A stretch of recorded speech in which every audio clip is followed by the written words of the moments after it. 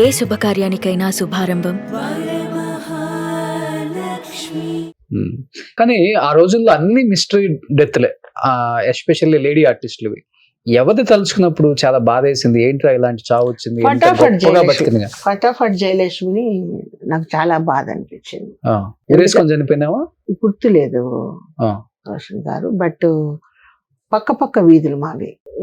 నేను కూడా ఒకసారి చెప్పినట్టున్నాను, వద్దు పెద్దోళ్ళతో గోక్కుంటున్నా వద్దు అని చెప్పినట్టున్నాను.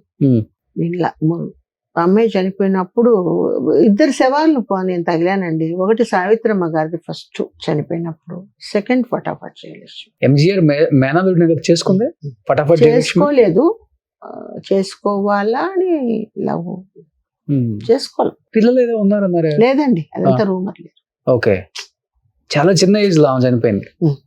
32-30 అంతే.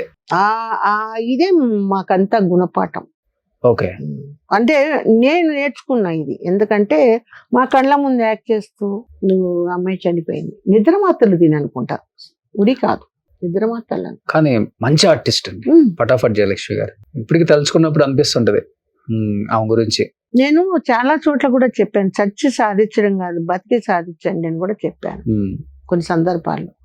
ఎందుకు చావాలండి, వాడెవడో తప్పు చేశాడని మనం ఎందుకు చచ్చిపోవాలి? సినిమాలలో ఇన్ని క్యారెక్టర్స్ వేస్తారు, జీవితంలో ఒక క్యారెక్టర్ కోసం డిప్రెషన్ లోకి వెళ్ళిపోయి చనిపోతారు ఆర్టిస్టులు. నాకు నిజంగా నన్ను డిప్రెషన్ లో ఉన్నప్పుడు ఆ సూర్యాజీ లేకపోతే నేను లేని ఈ రోజు.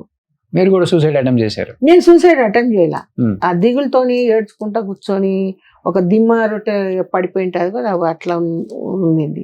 ఈ లోపల మా నాన్న చనిపోయి మా అమ్మ వచ్చేసింది కదా నా దగ్గరికి. మదర్ని ఎవరు చూసుకుంటారు? నాకు సూసైడ్ అదంతా ఉండదండి.